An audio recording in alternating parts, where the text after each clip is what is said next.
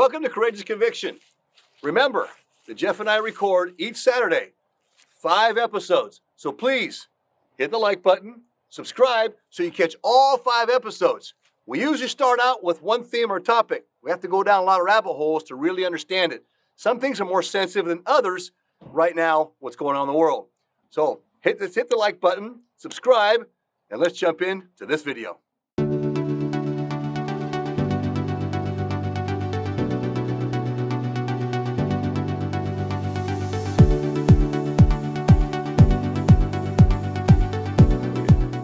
Jeff, kind of jumping into content a little bit now. Let's go with what President Nelson's called and asked, that he'd like more peacekeepers. And what does that mean? I think that'd be a good topic to unpack a little bit, because I feel that the idea of peacekeeper is somebody who just sits back and, is never contentious, and they just let everybody just kind of do what they want to do, and they don't cause any friction, and that's being a peacekeeper. I think it means not condemning, not looking at somebody else and say, hey, you're this way and you're going to go to hell. I mean, I hear and I see, a lot of commentary from other religions, other Christian religions, primarily evangelical kind of types, that I really find distasteful when they are so accusational. Everybody's going to go to hell, so it's like, wow, fear-mongering. Yeah, the whole fear-mongering thing isn't really beneficial. That's not what drove me to go back to church. What drove me to go back to church was, showing some humility and realizing and taking accountability for my actions. The womanizing thing, I might have thought that was great at one time. I don't, certainly now. I see the destruction that kind of mentality had on my life, and was persuasive in me making choices that led me down, a life of what seemed like it was fun, but it wasn't rich, like the kind of life that I live right now, with my not rich monetarily wise, but rich. Life is tough right now, and I came home from school and I've got a 6-year-old that comes, from the other room full blast and jumps and leaps into my arms when I come home. I'm like, how long am I going to have this? My other kid, she's 9 and she comes and jumps on my back, so I'm getting attacked by my kids in a loving way. My wife is giving me a kiss, I don't know, something out of, like it's staged, but it's not. It's an everyday occurrence, these kinds of things. It doesn't mean that we don't have issues, but I look back at my life where, things were more selfish, and I think the church allows us to become less selfish, or to become selfless. And, that's kind of the point, right? So we start thinking about others and our fellow man, and caring for them. And I think that's what really, going back to what we were asking about, the peaceful thing. I think in our hearts, we got to be peaceful. We want to be able to accept all people, not necessarily for who they are, but because that they are worth something great in the eyes of our Father in heaven. And we don't have to accept sin. We're not supposed to. And that's been well defined. Fighting with people and saying, don't come to church if you're this way. Well, I don't know. Maybe that's what they're talking about. Maybe that's what all the inclusion thing is. I don't think that we can change the laws of the gospel of Jesus Christ, the commandments. I'm sure of that. But, we're going to have to navigate this life in this new arena that we live in, and fill up the pews, get people to come back to church. And we'll talk about, how we can, live our lives and still, have people that are coming to church that have different frames of mind and thought, and be able to get along with them. I want people to be able to get along with me. And one just injecting, a little bit is, well, I'm going to stay on the idea of a peacekeeper. Yeah. I always look at my hero of the Book of Mormon is General Renai. And there's a statement, Alma 47, I'm guessing, I don't think it's 43, 47, 48. But that reads that if we were all like General Moroni, that Satan's power would be bound, right? He'd have no power over us. Yeah. And it's sad that, in Come Follow Me, we skip over that so quickly. The whole section there, the war chapters and so forth. I know President Nelson doesn't really care for that. He mentioned something weeks ago, and that's the personal thing with him. I think those chapters are very important, personally, and I think they apply today. But maybe it's because, here's a little bit of an idea, right? We haven't got to that point here in the Book of Mormon and Come Follow Me this year, so we're still in, Yeah, no, but we jumped ahead. My research team and I jumped ahead to see if it was going to be the same as last time, to see what they were going to bypass. Oh, yeah, you looked at it. They do, yeah. We jumped ahead to see, because I noticed that the first time too, and it's like, I think we need those, but just go ahead. It's a guide, so if you want to talk about Moroni, and I'm certainly thinking that it's a great point, because I love Captain Moroni. He was, down to earth, a couple of mistakes, he even accused, of not getting the right help from the government, and we kind of look at that and say, hey, things that happened during that period of time are very similar to what are happening right now. Yeah. And that can't be excluded. And I think that, there's a lot of podcasts that are out there that aren't excluding it. There's a lot of in-depth kind of studies that we can go along with. So it's really up to us and how we receive our own revelation and how we're going to follow that, and how we want to teach that to our own children, to our, people that are listening, at church. And I think that all falls in line with what you're saying with being a peacekeeper.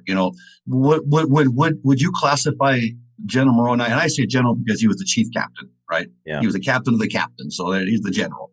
And I say general because that was a heavy title, and and he was given all the government of the land during the warring times. He was all the social issues, so forth, were given to him. Yeah. Right? The prophet maintained his authority, but he gave the rest of it to General Moroni. Yeah. And yet, you have a man who, first thing he does is go out and say, okay, everybody, prepare your homes, strengthen your homes, prepare for bad things coming, prepare for war. And then he, things are coming down, and he actually goes out and meets them. He doesn't wait to be attacked. Right. He goes and does the attacking first. Right. Yeah, because he knew, it was coming. It's inevitable.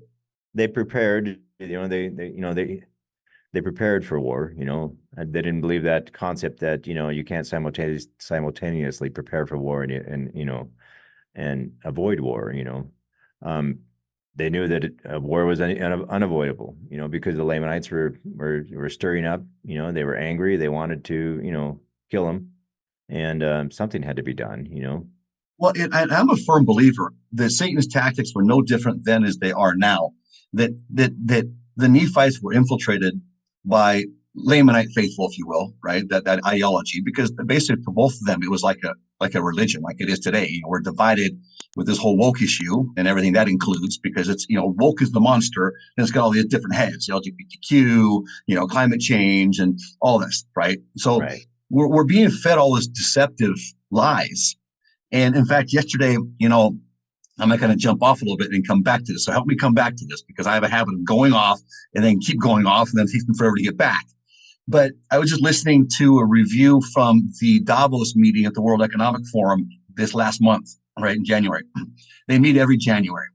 And this is the World Economic Forum. These are the movers and shakers of the world. They're the ones setting policy right now that we're being fed. All this is being fed to us, right? This whole LGBTQ movement, woke movement, is all brought on by them. They instigate this stuff. They create this stuff. Though rewriting the history is coming from them and through United Nations. That's where all this is coming from. And it's ironic because people don't realize that who pulls a lot of the strings in the United Nations isn't the United States anymore. It's China and Russia. Yeah. And there is a big movement to give more power and authority to China and Russia.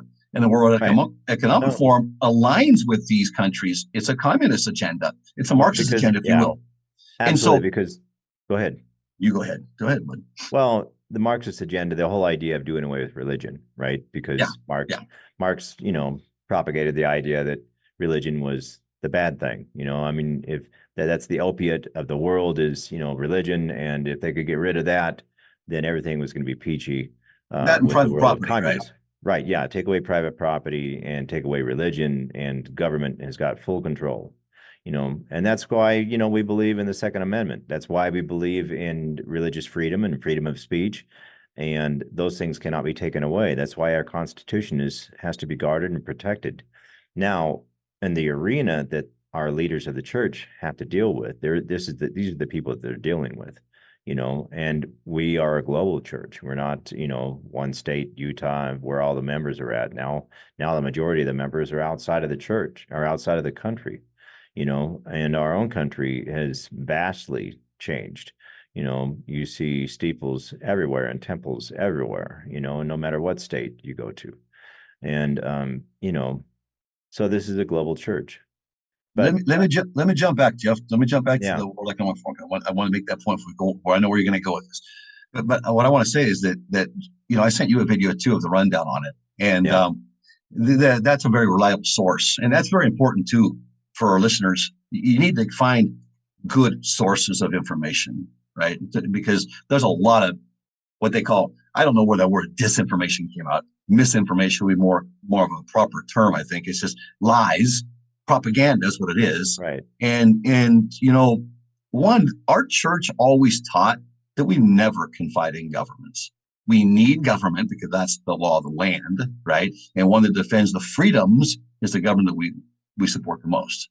However, hold on. Let me get back to this. All right.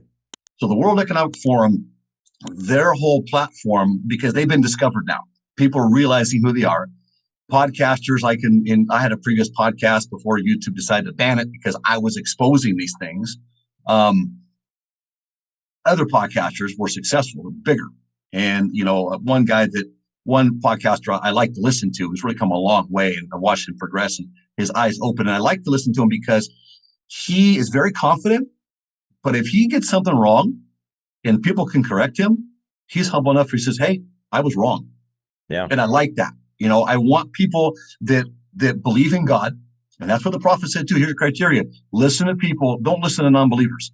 Anybody who's going to be an atheist, non-believer are going to lead you down a wrong road because they have an agenda, right? Yeah. And I know you were there too, Jeff. You studied all the anti-stuff, and at my house, you were pitching that stuff with me. We kind of go back and forth with it. But here, this is what's coming. People need to realize this. And this is where I want to get to about the peacemakers. Their whole agenda is trying to remarket themselves, rebrand themselves as the good guy, as they're doing it for our health and our benefit.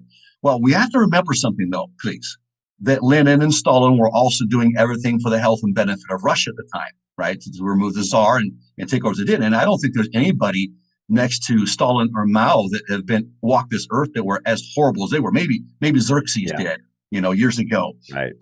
But we're talking about, we don't know exactly. We just know that we have numbers just in Russia alone and these gulags that 60 million lives were exterminated. And that's not counting what Mao did. And we're talking about between Germany and Italy and China, maybe another 100 million lives exterminated under this kind of leadership, if you will, just tyranny. Now, right. What's the purpose of the world? My point here, that they are addressing, and the European Union is already doing it. And I heard a hearing yesterday where we are going down the same road. There was a hearing with all the major platforms, the social media platforms. Zuckerberg was there. They even had Musk there, and then they had some others that were there that they brought into this. I think it was a Senate hearing. And they're basically trying to nail these guys. It's their fault that all these kids are taking drugs and that they're experiencing sex. And I thought to myself, wow, what a nice spin. It's mom and dad's fault that their kids have a doggone telephone in the first place and they're able to get onto these things. My daughter's 9 years old and she wants a phone because all the other kids at school, 9-year-olds, have their cell phones. I said, no, I'm sorry. It's not going to happen. You don't need one. We got our little watch phone. And so if we need to communicate, we can communicate. But she shouldn't be surfing anything. She needs parental guidance right now, especially in this confusing world. And so that's being a peacemaker. I'm putting my foot down and saying, sorry, this is not going to take place. And I explain why. Am I being contentious, or am I being a peacemaker? Now, I wanted to keep going with this. What is the purpose of the World Economic Forum? And this is, I guess, why we talked about Section 88, 77, 31. of knowing what's going on out there so we can understand better the gospel principles that are being taught to us, right? What's coming on? What's the front that's going to penetrate the church? And one is that they want to do away with that First Amendment. And they discussed the fact, the problems that they would have on achieving their 2030 agenda, which is it's a very serious agenda, by the way, and I won't go into that today, but it's one that was going to take away our freedoms. And one is our ability to have freedom of speech. They want to pass laws, and the European Union already did this. And Canada apparently is on the same boat, but now they have censorship laws, and they have a censorship czar, if you will, that they're putting in, that the government will now monitor all these platforms and determine what is truth and what is good for society and what is not. And what is going to fall in that axe is religion. The expression of religion, general conference, the talks for leaders. You're not going to find that in the platform down the road because that's divisive. Now, I'll finish this. I'll give it to you. So then, if we sit back and do nothing, and we sit back and just say, oh, well, the Lord will handle it all, which Brigham was very clear that that's not the case. That's not the principle of this gospel. That's not doctrine. The Lord doesn't handle it all. We have to do our part, and then he does the rest, right? Matthew 25, it's all added unto us, but we got to do our part first. And so how do I be a peacekeeper? Knowing all this is coming, I see this stuff coming in church. Do I just go and sit there and not say nothing? I thank you for being with us on Courageous Conviction. Remember, there's 5 episodes each week that we put out. We have to go down a lot of rabbit holes, so stay with us. Hit the thumbs up, subscribe, and don't miss tomorrow's episode on Courageous Conviction.